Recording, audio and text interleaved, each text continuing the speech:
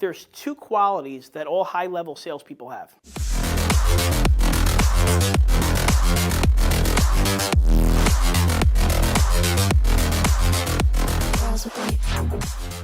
I believe in order to be successful selling anything, there's two qualities that all high-level salespeople have: ego and empathy. So ego is not cockiness, it's confidence, right? We talked about that expert.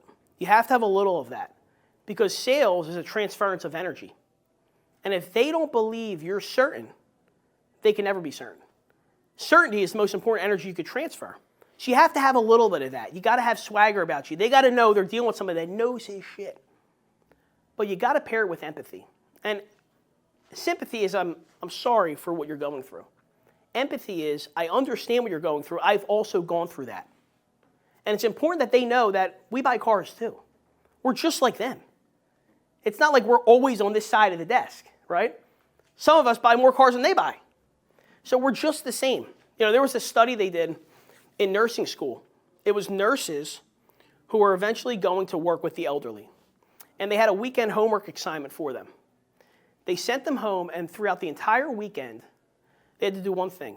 They had to walk around with marbles in their socks. They had to walk around with marbles in their socks. And they did that for a reason. They did that so that they could understand and have more empathy for the elderly, that just something so little, like aches and pains in their feet, could really disrupt their entire day. And they did that by design.